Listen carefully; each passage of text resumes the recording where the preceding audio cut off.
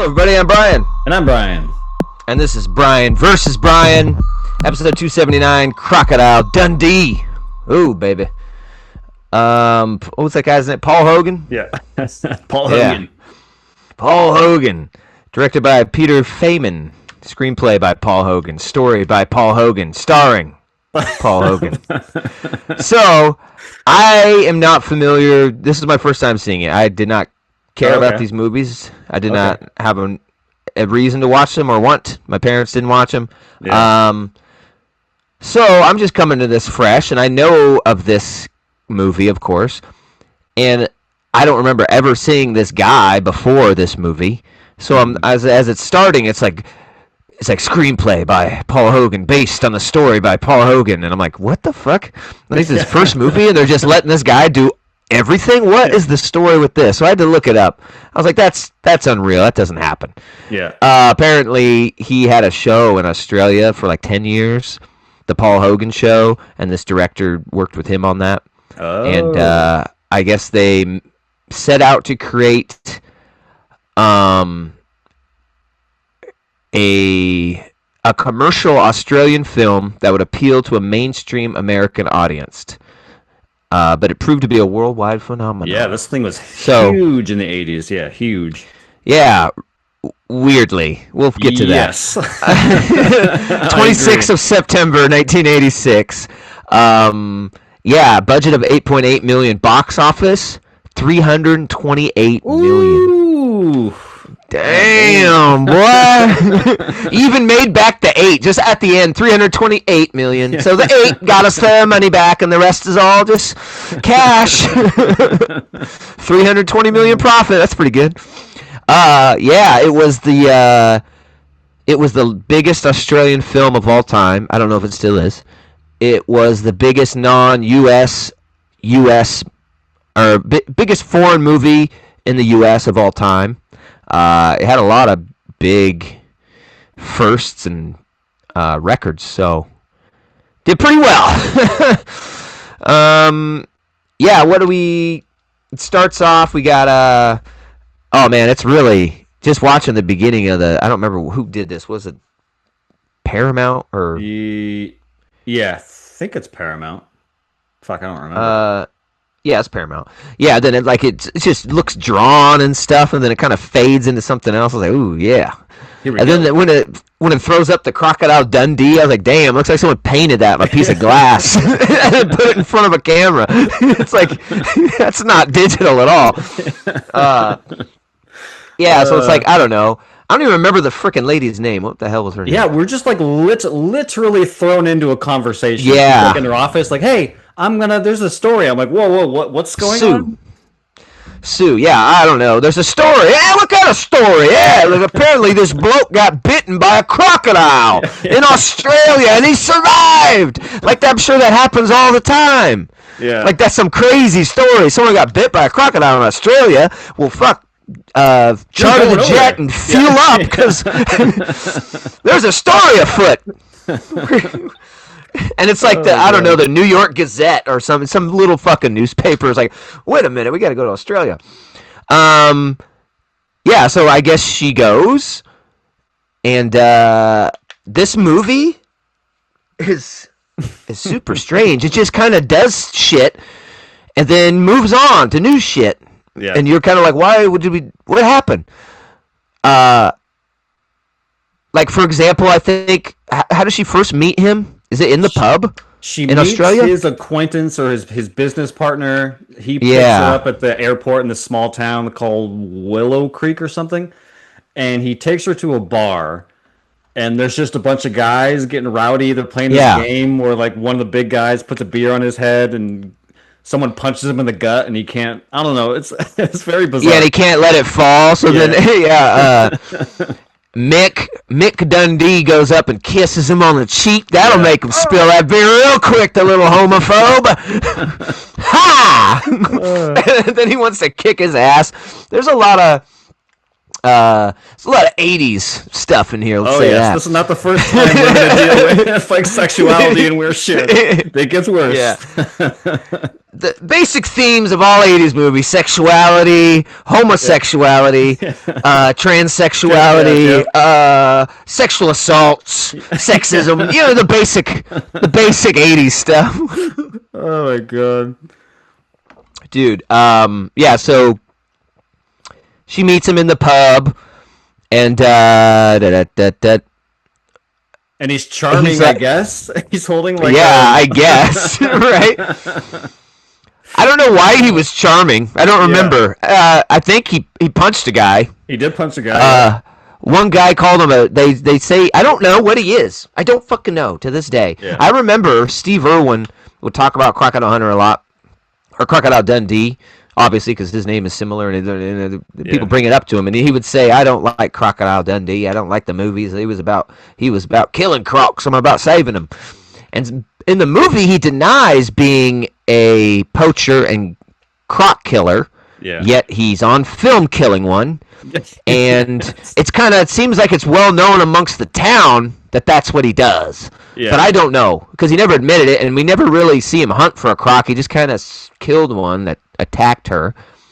So who knows? And it's hard to tell if like the movie is trying to tell us that he's like an expert of the bush, as they call it, or if he's a scam artist, because there are certain moments in the movie, like when he takes her out on the tour, because I guess he leads this tour thing in Australia, and he gets off the boat, he grabs the wrist of his business partner, looks at his watch, looks at the time, and then looks up at the sun when he gets next to the girl, and he goes, "Oh, it's 2:20," but then that's never really established ever again. So I'm like, are you a fraud? Are you not? I don't know. It's very confusing. Yeah, it was another interesting thing about the movie. I guess it's based off a real guy from Australia, a real bushman who was just supposed to be some badass and a buffalo herder and hunter or something. He could charm the big water buffalo with his hand like that shit. Oh, ra-ta-ta-ta. Yeah, it's based on a real guy, and that guy was killed in I think 2000. No, I think it was I think it was 1999 in a police shootout. He murdered a police officer and then was involved in a shootout where he was subsequently killed. So Crocodile Dundee, the real person, is a murderer. So let's get that established real quick. So, but it's the 80s, whatever. Yeah. We got to deal with some stuff here. Some stuff we're not going to understand in our 2026 minds, okay? It was different back then. You could murder in the outback, and it typically would be fine. Yeah. No one find out. Jesus. So that's funny. Weird. They call him a poacher. He punches that guy. And this movie is just a series of him doing arrogant, mean, sexist, or chauvinistic things, and then panning back to the girl and oh, okay. That's my type of guy there. Okay. I'm falling in love. Don't get involved with the story. Don't send me. You know what I mean? I get in the story, baby. That's how I do. God. I live the goddamn story. Yeah, what does he call her throughout the movie? Is it like Sheila or something? Yeah, Sheila. Yes. The Outback ain't meant for a Sheila. It's a man's world out here. Yeah. Oh, we'll see. I like how she... but anyways, they get out of the bar. I think that's when they're out on the Outback. She just kind of wants to go. They're going on a kind of a camping, walking expedition like out in the bush. Yeah, 3-day trip. She wants and to he's see gonna where show her. Fit. Yeah. Yeah, he's gonna show her the places and what happened. While they're on that, he says that line. It's like, this ain't no place for a Sheila. And she's like, oh, really? And I like, first of all throughout this time in the Outback, she's a professional journalist. She knows what she's doing. I imagine she's been on assignment to places, crazy places like Australia. Maybe you'd wear like a, cover yourself because the sun would just burn the shit out of you. She's wearing like little sundresses, bathing suits with little tutu bottoms and shit. And she's like, I'm a real one. I know about Outback when I see it. And like she grabs the gun because he says that this ain't no place for a lady. And then she like shoots near his feet, and he's like, "Oh," she's like, "Yeah, could a Sheila do that? Shoot near your feet, huh? You tell me, smartass. I could have got your foot right there, okay?" And she didn't even aim it; she just kind of points it down. I was like, "Oh, that's dangerous, man." Yeah. You're just going by angles here. You're judging angles on this shot. Yeah, and she takes the gun and leaves. I don't know what she's planning on doing. She just kind of walked away, and he kind of let her for a minute, but then followed her. Yeah, secretly, I don't remember like the motivation other than I remember her saying like, "Oh, so this is where like they look off in the distance. That's where we're going." And he goes, "Yeah, not right now," or something. Wait it out. I don't remember. And she's like, "No, we're gonna go now." And then that's the whole thing. Like, "Oh, are you gonna take the gun? Be careful. That's the point that shoots." And then she shoots the ground. Or no, she said that's the dangerous end. He said that's the dangerous end, and that's when she shoots it at the ground near his feet. So it is. Yeah, and he follows her while because like I don't know. She's not trying to leave. Obviously, she's still on assignment and still wants to do what she's doing. But I don't get what's going on. Yeah. She's just throwing a tantrum and running away. I don't know why she needed the gun. Like she was going to go hunt something and prove that I can handle this, or I don't know. Yeah. But he's following her, and what she stops by this water, this little bank. Yeah. These takes lilies. off her clothes and reveals she's wearing a bathing suit. See her full ass cheeks and the whole. Yeah. 80s fucking thong. That's what you want in the Outback. That's safe. That's what you need in the Outback. Okay. And then she proceeds to fill her canteen with this dirty ass fucking swamp water. I'm like, are you kidding? Dirty ass of lily pad water? Frogs in there. They're like, "Hey man, this ain't for drinking. Even I know that. It's for bathing, baby. Come on in. You got a bathing suit. It's fine." Little Sheila.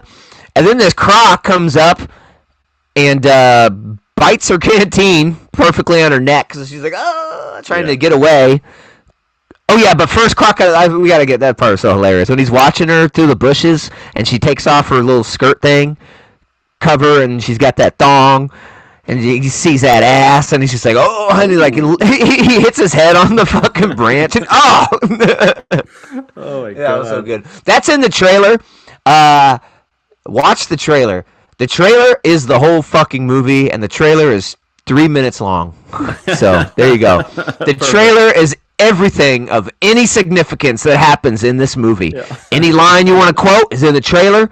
Any important scene that people might talk about is in the trailer. It's all there. That's the movie. This movie is literally 3 minutes long with a bunch of interconnecting bullshit in between.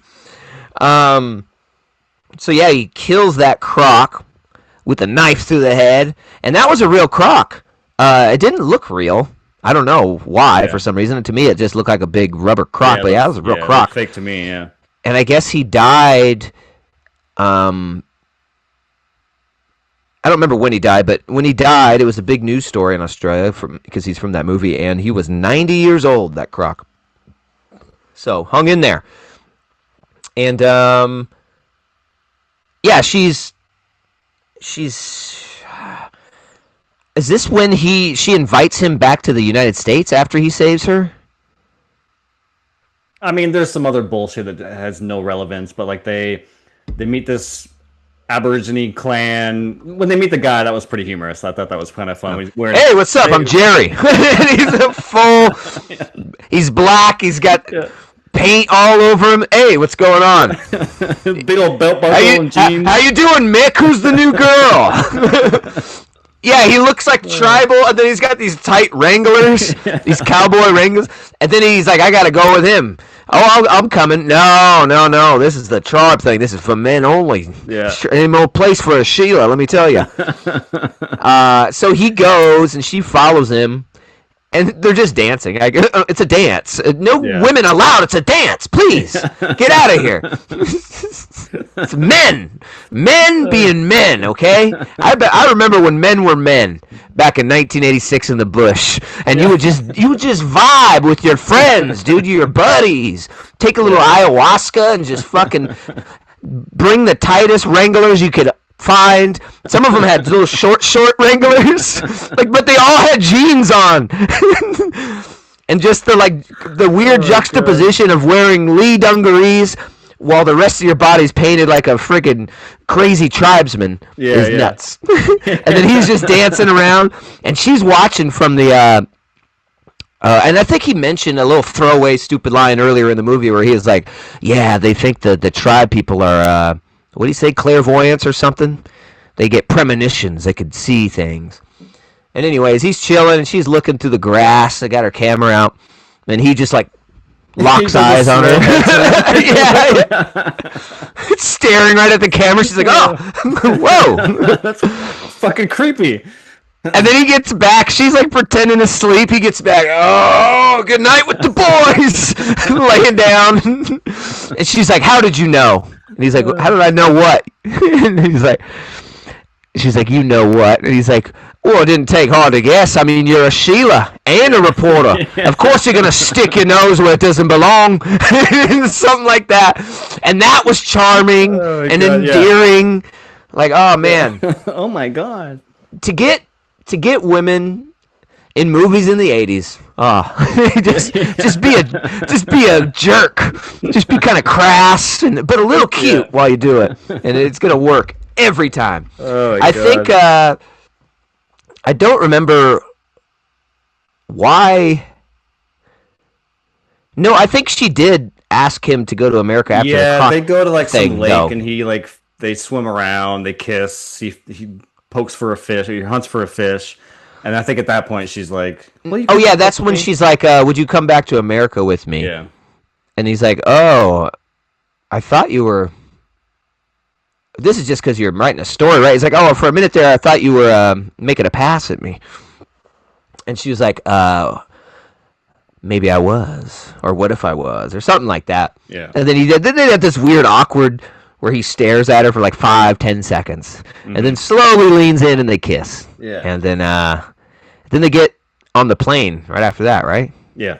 Yep. And hard cuts right to the point. Yeah. Yeah. This. Like I said, we'll get to it more, but this movie is just we're in the bar when they meet for no real reason other than for him to punch someone. It's we're always somewhere for no good reason, and then we're leaving that place. And I was like, why did we even go there? What happened? Yeah.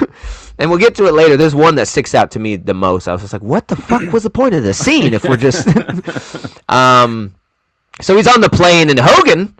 This is the best acting he does in the whole movie, where he's acting scared of that plane, and I'm convinced that this person has never ridden on a plane before, but he's a hard ass, so he doesn't know how to release those feelings. He's kind of like, she's like, "You okay? Oh, everything's fine, eh? This is great. This is fun, isn't it?" And then he's like, "Oh man!" And then they get into town, and then, oh my God, we're at the airport. And for some reason, he's not with her. She's kind of alone. And there's a man there. Kind of a, I don't know. He's an 80s movie stiff, as Dr. Vankman would say. Well, who's the stiff? He's got his suit on. Probably works at a bank. I don't know. Yeah. And then they kiss and embrace. And he's like, "Oh, I've missed you." And I was like, what the fuck is going on? I was pissed. I was like, this bitch has a boyfriend? He was like, what was going on?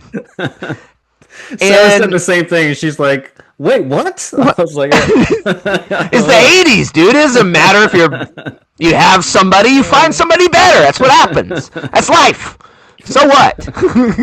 Oh my God. I'm not gonna cheat on my boyfriend in Australia with the fucking Crocodile Dundee, please. Dick Stupid, swinging. he knows. Yeah. What are you doing in the outback all alone? If I was your man, I'd be constantly making love to you. I shot the sheriff. Good shit. Oh man. So yeah, that blew my mind. I was like, what the fuck? And then Dundee comes up and sees them kissing, and he doesn't seem alarmed by it at all. No one. It's just I don't know. I was talking with Jess, and I was like, so what's going on? like back in the 80s, it didn't matter, like, because they were just boyfriend and girlfriend. They're just dating, so you can kind of do whatever you want, and it's just normal. I was like, it's really weird for the love interest in a major motion picture to have a boyfriend. Yeah. You know, usually but that just makes sense because it's the 80s. Like, you know, the chauvinistic man always wins. Like, the guy breaking up the relationship is going to win and get the girl. Not the guy getting cheated on. He's a fucking idiot, right? And then we're supposed to, he's our hero. The man stealing other dudes' women away from them. Like, that's how it was. That's the hero back then. You don't get the girl by being a nice guy. You get the girl by punching people, drinking beer, and calling her boyfriend a pussy. I don't know. That's how you do it. They all meet up. And then, I think one of the first things they do, it's his first night, is they're going to take him to dinner. Yeah. And believe it or not, you know, you don't never get the chance to feel bad for the boyfriend because he's more of an asshole than Croc. Yep. So we don't really feel bad for him.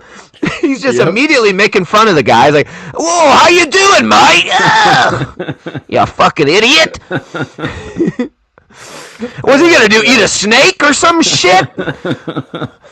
Oh my god! So they go to the restaurant, and then the guy is just being a dick, kind of the whole time. He's like, "Oh, sorry, they don't have for us." Yeah, they don't have possum pate. Maybe I should order for the table so I could be the most chauvinistic tonight.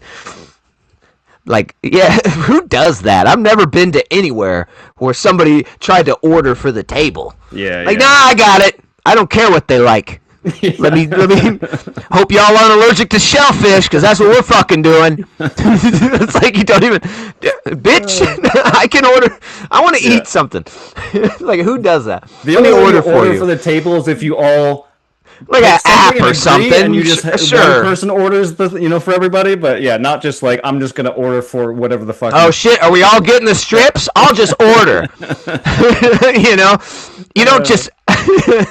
I want to do that next time I'm at a big dinner, with like more than like 4 people. I'm gonna be like, I will have the chicken à l'orange, that looks good, and then I think we'll have the chicken marsala for the rest of the table. Thank you.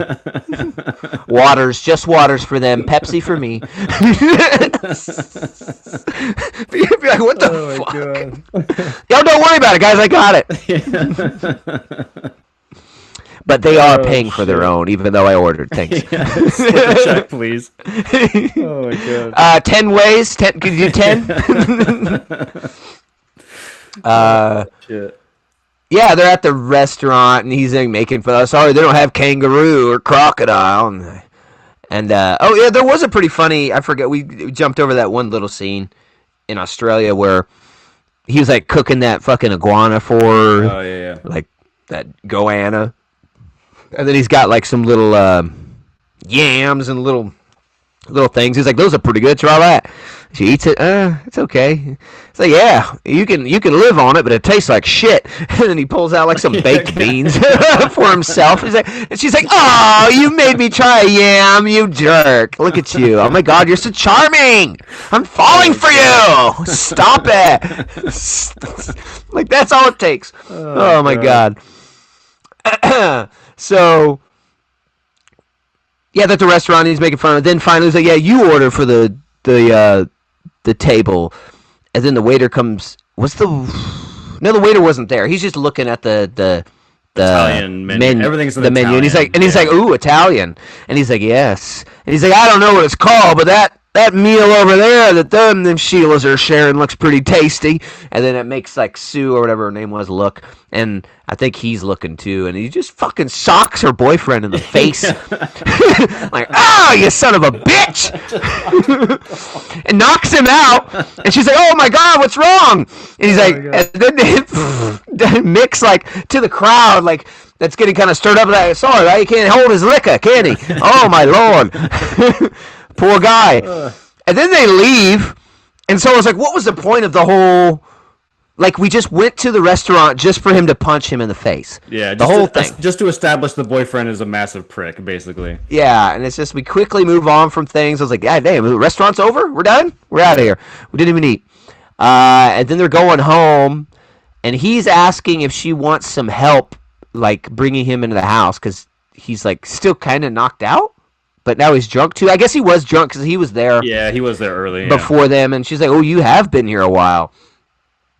So she's trying to get him back into the apartment or house, whatever it is, and it's pretty funny because he goes like back to the cab, and they're still kind of just standing there, and he's just the boyfriend's like, and like she's not really helping him. They're just standing there drunk, and he gets to the front of the cab, and he's like, "What do you say? Can you take me to something?" And then he's like, "What does that mean?" He's like, like a pub, like somewhere I can get a drink. And he's like, "Oh yeah, sure." And he's like, "You want to join me?" He's like, "Oh, my shift just ended. Hell yeah!" And it's just like fucking, it's this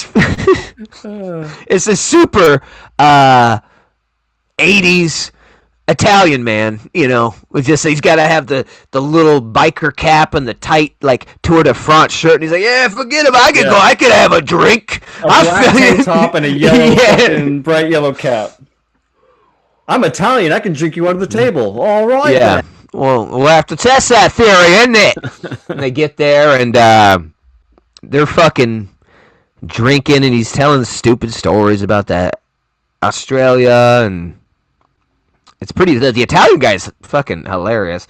He's like just super drunk all the day. He's like walking through the bar, and he's always like walking like Michael Jackson from fucking Thriller or something. He's like, whoa! Everything he reacts to is just over the top and ridiculous. Oh yeah, then Mick meets a black guy. Yeah, this was a weird scene. I couldn't tell if this was supposed to be funny or like it was very weird. I want you to meet this guy from Australia, and the black guy's like, "Oh yeah," I don't even remember what he said. It's like, just like slang. He was like speaking slang. Yeah, he's like, "What's up?" And he's like, "Up." I don't know. And he's like, "Well, what are you doing? All right, what's going down?" He's like, "Oh, just putting some foam down, eh?" Or I don't remember what he said. Something about foam on a beer. And then they're just kind of just this language barrier, and I don't. Mick says something that almost sounds racial, but he doesn't repeat it, and I don't remember what he said. Yeah, I don't remember either. I was like, it just had a weird sound to it. Yeah, and the guy's like, "What?" And he doesn't repeat it. He just kind of stands there, and he's like, "My man." Pa pa ta, yeah. Just like, and they're just like, do a 180, lock legs and do some fucking Key and Peele fucking shit. Yeah, my man, Playboy. Yeah, it was ridiculous. And then he just walks away. I was like, what was the point of this? Yes. I mean, he was already talking to a different black man in the group, but we had to have the soul brother walk by and have this weird interaction. And then I think he's getting ready to leave, and he's kind of talking to this Sheila who is in the crowd, and she's very tall, and he's talking with her, and she's like, "Yeah, I'm gonna go home too." He's like, "Where's your home?" She's like, "Right around the corner." He's like, "Well, would you like some company?" And she's like, "Oh, I love it." And the Italian guy's like, "Mick, Mickey boy." like 3 people deep. Yeah. And then Mick. And it was like, what the fuck? I'm sorry, I gotta go. Just a second, don't leave, baby. He walks over there. "Hey, man, I've been trying to tell you all night. That Sheila over there is a man." And he's like, No, she ain't now. He's like, "Oh, I'm telling you. Swear to God." And he goes back over there. And, this is where we get our first sexual assault of the movie. Yeah, first. There's more than one. Yeah, first. Grabs her junk. And he's like, "That Sheila's a man. That's a man, baby." And she's like, "Oh," and kind of books it. It runs out. I was like, Jesus. Yeah. So I thought it was kind of provocative and not something that I have seen too much, but to have 2 transsexual people in a 80s movie, period, Yeah. You know, like maybe you'll see one on a rare occasion, but two in one movie, especially in the 80s. That was kind of that was kind of strange. And they both get their junk grabbed by Mick. Like that's the only reason the characters had to be transsexual in this movie. Yep. Just so they could get assaulted by Mick. Yep. It's like, why? It doesn't make any sense. That'd be funny. That's what this movie is to me as a whole is. That would be funny, and none of it is funny. Like, like, because it's supposed to be a fish out of water movie. Like, oh, look at this bum doesn't know how to, be in New York. Like, the first thing you see him do is walk up to an escalator, and he can't figure it out. It's like, oh, yeah. Funny? Right? Like, not really. He just goes down it. Yeah. Right? It's like, and he doesn't really, he's not even a fish out of water. He gets to New York, he doesn't really do anything there.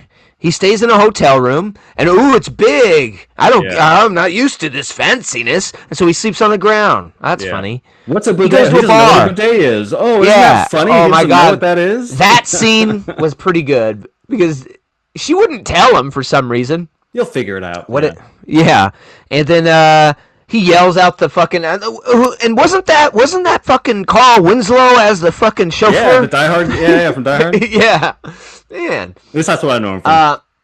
Yeah, and he leans out the window. It's for your ass or your backside. Your backside. And then Carl Winslow's like, "Oh man, he's crazy, saying that for your backside out the window. You crazy, man." Woo. Yeah, but I thought that was funny, the bidet scene, because that fake water squirting out of the looked like a cartoon. I was like, oh my God, that was some fake water. We couldn't just hook up a little stream of water to squirt up. Where's the budget at? Like, tell me that was cheaper to draw water on a film cell? Hell no. Like, this was an actual nice hotel room. They couldn't get wet. I was like, dude, that looks so bad, that water. And that shit went up like 5 feet. I was like, Jesus. Yeah. Oh! Whoa! You're just getting violated, dude. Oh, my God. Like, dude, that water came out my mouth. Yeah. Like, Jesus. It went through me. Yeah. Well, I think we find out that Sue's father is like the head of the newspaper, right? He owns it. Like we find that out. That's kind of a strange scene. He doesn't look much like his daughter, and he doesn't necessarily look old enough to be her father. Yeah, and he's like, "Give me a kiss, little girl. Come on, baby. Back to daddy. Give me a smooch. Where you been, Australia? I'm glad you're home safe." And then, like, her boyfriend is like at the editor or the something. And he works and he's somewhere in that. Yeah, and he's like, "Why do you keep letting her take these long trips? You're her editor. You're supposed to stop her. She's costing us a lot of money." And he's like, "I couldn't if I tried," or some shit. And I don't. How do we get to the scene where he gets the knife pulled on him? The most famous scene in the movie. I don't remember why they're out and about. I think they're just walking around on a date or something, just cruising the streets of New York. Yep, just basically your normal on a date with someone who has a boyfriend. Yep. 80s stuff. And like they kiss in New York too. Yeah, they kiss in that scene. After that scene, yeah. Yeah, and I was like, what the fuck is going on? Yeah, but the dude comes up and I don't remember what he said. He said something at first that wasn't menacing. I think he said, "Do you have a lighter?" Or yeah, a light, yeah. And then it's like, "Give me your wallet too," and he busts out this little fucking switchblade, and it's like the type of knife you would like carve up a fucking Cornish game hen with or something. Mm-hmm. It's like this big. It's like fucking you got it at the fair or a quarter machine. I don't know. And then, that ain't a knife. This is a knife. Yeah. Like this. Then he pulls out the type of knife that Michael Myers like would leave in the knife holder or in the drawer. Yeah. Like it's too big. Michael would be like, "No, come on, this is ridiculous." The strength to pull this out of somebody once I stab them is you're just leaving it. It's a one and done. You leave the knife wherever you stab, and you just go home and get a new one. But yeah, that was that scene is really not that memorable or fun or funny, but that's kind of the most famous thing from this movie. Then they go to a big party that her dad is throwing. Right? I don't remember what it was for, but it's a party.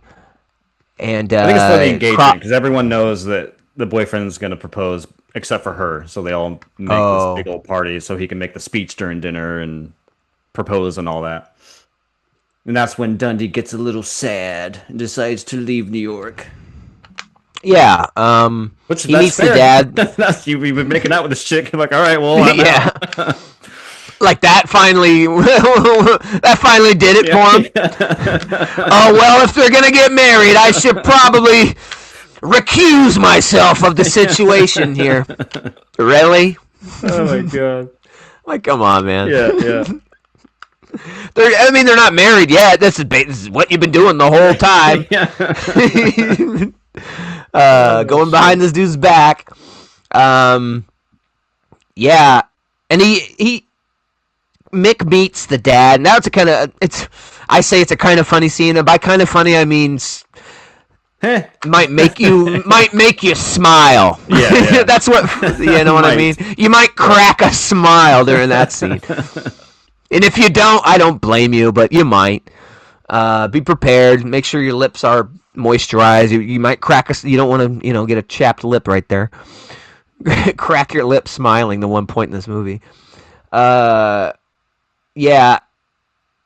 And then, he proposes, and you could tell Mick is disturbed, and she kind of looks at Mick, I think, a bit.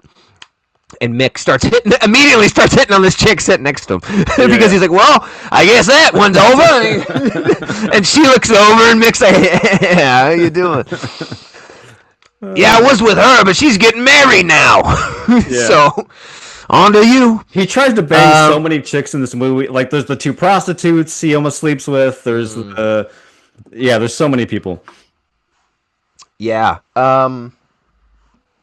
So he's gonna leave, and I think she was supposed to go see him the next morning, and finds out at the hotel that he's checked out. Yeah. And then he goes.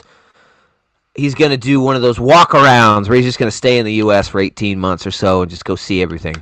She finds out he's going to the subway from the doorman at the hotel. She chases him down, catches him at the subway. The subway is stuffed, so he's fucking 50 yards away in a deep crowd. And she's like, there's was it two relayers, the black guy and then the big the hard hat guy. The hard hat guy. He's kind of like yeah. So she talks to the big tall guy first. She's like, she's like, oh, and then he's like, oh, what's wrong with you, little lady? I can tell you need some help. Yeah. Oh, I'm trying to talk to that man over there in the black hat, but he's just so far away. And he's like, let me help. Turns over. He can't even make it that far to talk to that fucker. So he's like, sees another tall guy with hey, you. The guy's like, me? Yeah, you jerk off. I'm yelling at you. This Sheila over here needs to talk to that guy in the black hat. Hey, guy in the black hat. Me? Yeah, you. There's a woman over here trying to talk to you. What does she want? I don't know. What does she want? And then it goes to the black guy. What do you want? What do you want? Yeah. Tell him that. What did she first tell him? I'm not marrying whatever the fuck his name is. No, that wasn't the first thing she said, though, right? She said, don't leave? Yeah, maybe don't leave, yeah. Yeah, I don't want you to leave. I don't want you to... Why? He says why? He wants to know why. Because I'm not marrying Gregory or whatever the fuck. Yeah. He's not married. She says she's not marrying Gregory and she loves you. Well, tell her. Oh, fuck it. I'll just go over there and tell her. And then he walks over there. And what does it? It freezes on them kissing or just? Well, he starts walking on the ground like people. Oh my God! Yes. He starts like, you know what? You can't get over there. He walks over them on them, and it's not like they're holding him crowd surfing. He's stepping on their heads, every couple of shots it'll be somebody like with a hat on, just getting stepped on, and he's like, "Wob," and that's endearing to her too. She's like, "Oh my god, my man can walk across a crowd, dude. Hell yeah, that's a real man." And yeah, and he gets over there, and I don't even think the embrace. I thought that the movie just kind of ends with them like face to face, right? I think they embrace Maybe a kiss, and then it ends. Yeah.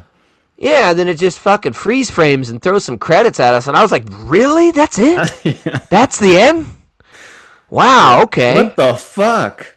What has happened? Yeah. What have we gained? The real question is, what have we lost? Really? We made this, but never questioned what it would cost us. Oh, it's the loss of innocence, Watkins, is what I think it is. When did men stop acting like men in this country? I think it was around 1986 when Crocodile Dundee appeared. And then everybody was like, everyone acted a little nicer after that. People fucking love this movie. It made $300 million. $300 million. Dude. Oh my god! People in the '80s were just clamoring for a long, drugged out, quasi love story where neither partner are available and nothing happens and there is no comedy and there is no action. They were clamoring for this. I don't know what happened, man. Sometimes it's just you never know. Sometimes the craziest, stupid shit becomes the most iconic, and this movie is loved. And it's got this weird Australian connection that, like, Australians love it just because it's their thing. Their big movie that came out of there, but it's not good. I really want to see 2 now, and I want to see the one Dundee goes to LA from 2001. And I thought I saw there was another one that came out in 2020. I was like, whoa, okay, we're doing the full-on. Weird. So it's slow. Nothing happens. It's not even aesthetically pleasing. Like, even the shots in Australian stuff, I didn't think were that great. Like, god dang, you look like you're filming this on a like Arizona or some shit. It just doesn't look grandiose or something. Maybe they didn't even shoot in Australia, but it's an Australian movie. They had to have. Yeah, they had to have. So I just didn't get it. Just like the croc looked fake to me, but it was real. Like, what are you filming this on, man? Yeah. What kind of camera did you get? It looks weird. I don't know. Like, nothing happens in Australia, and it's kind of boring. And then you get to New York, and you're thinking, okay, we're going to ramp it up. This is going to be fun. But he doesn't do anything of any significance in New York. He goes to 2 dinners. Yeah. And he fucking rides a subway once. Like, he doesn't do anything. Mm-hmm. Like, why bring him to New York? Well, because you could stay there a night, and it'd be fun. Duh. Yeah. That's why. And like the fish out of water stuff isn't even that funny. Like, I guess the only one that, I mean, to your point, the may crack a smile is he's at this, like, I don't know what you would, like a art gallery party. It's a weird party with weird people in it. I don't know what kind of party that was, but she takes him to a social event where we meet the second trans woman. I forgot to give the second trans assault. Like, Jesus. But at this party, but you know what? In this movie, at least in this scenario, I got the feeling that this trans woman was someone of affluence and was respected and like made a lot of money. Like, she was a mover and shaker as far as the newspaper world that they were in, and she was like an executive. And he comes up, and I don't even remember why he does it, because it makes more sense because he was trying to get with that other girl. Why he would do that? Yeah, he wasn't trying to get with her. There's no reason. There's no reason to do it in the first place in the first one. But you know what I mean? I know what you're saying. Yeah. Like, you don't have to test the waters. You're just talking to someone, dude. You don't need to, like. It's like me talking to you, and it's like, I want to know if he has a penis or not. You know what? I deserve to know because I'm in a conversation with you, and you need to let me know right now. Makes no sense. So she just grabs him, and he's like, oh. And then Sue's like, sorry, he's from Australia. Oh, maybe I gotta go sometime. It's like, Jesus. Yeah.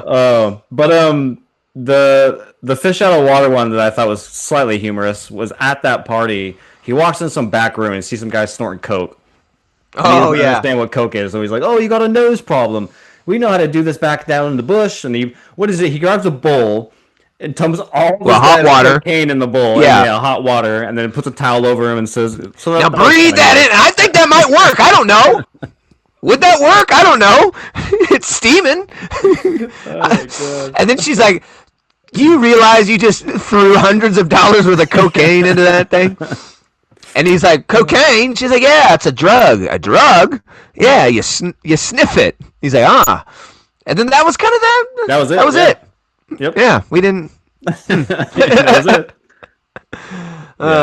it. Somebody had to get cocaine into that movie. Yep. Some guy was like, "I got some on me. You guys want to put it in the movie?" I don't know. There's like a random fight scene halfway in the movie that was not needed whatsoever. Dude, all the fight scenes were fucking trash, dude.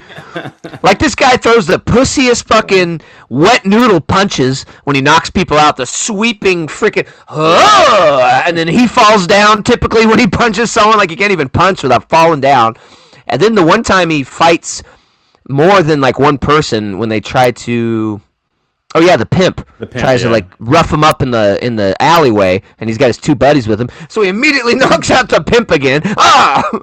With his curly Q, with his Dairy Queen curly Q punch around the whole fucking world. You can see coming a mile away, and then the two guys come up, and he starts fighting them, and immediately starts losing when there's any kind of like. More than one person, like he just he's like tossed around between punches of the two guys, and he's just like like after the first punch he noodles out, and he's just like yeah,